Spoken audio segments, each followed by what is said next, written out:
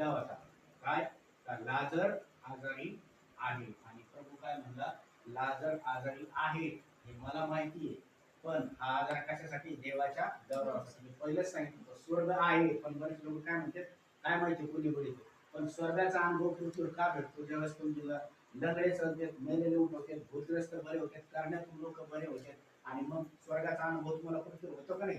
नाहीतर जर येशू नसता, येशूचा पवित्र आत्मा नसता, हे चमत्कार नसता, तर तुम्हाला स्वर्गाचा अनुभव भेटला नसता. म्हणून स्वर्ग आहे, परमेश्वर आहे, त्याचा अनुभव दाखवण्यासाठी देवाने ठेवलेलं कार्य. येशू काय म्हणला, लाजर आजारी झालाय, तर माणसासाठी नव्हे तर देवाच्या गौरवासाठी. याच्यासाठी देवाच्या गौरवासाठी. मार्था त्याची बहीण व लाजर आहे, लाजर याच्यावर येशूची प्रीती होती, म्हणून ते आजारी आहे हे त्यांनी ऐकले, तरी तो होता त्या ठिकाणी आणखी 2 दिवस राहिला. नंतर शिष्यांना म्हटले, आपण पुन्हा येहुदात जाऊ द्या.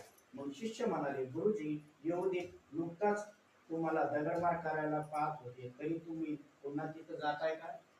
लोक काय म्हणतो, सुवार्ता सांगायला लोक ऐकत नाही, बोलतात, पण येशू काय म्हणतात, दगडमार जरी केली तर त्या ठिकाणी आपल्याला जायचं. कशासाठी जायचंय, देवाच्या गौरवासाठी जायचं, कारण की ती देवाची योजना आहे. येशूने उत्तर दिले, दिवसाचा 12 तास आहे की नाही. दिवसाचे जर जर कोणी चालतो तर तो ठेस लागत नाही, कारण तो पृथ्वीच्या उजेडात दिसतो, परंतु जो कोणी रात्री चालतो त्याला ठेस लागते, कारण त्याच्या आई उजीड नसते. आणि आपलं रविवारीच वचन काय आहे, येशू काय, प्रकाश काय, प्रकाश. म्हणून येशू काय म्हणला, दिवसा जो चालतो त्याला उजेड दिसतो, आणि तो उजेडात चालतो, आणि त्याच्या काही काय राहतो, अंधकार राहत नाही, पण जो रात्रीचा चालतो त्याला बराबर ठेच लागते. आता हे उदाहरण काय आहे, दिवसाचं आणि रात्रीचं काय म्हणणं आहे, देवाचं काय म्हणणं आहे, काय सांगतोय देव जे सांगतोय, तो देवाच्या वचनाप्रमाणे चालतो, तो दिवसा उजेडासारखा चालतो.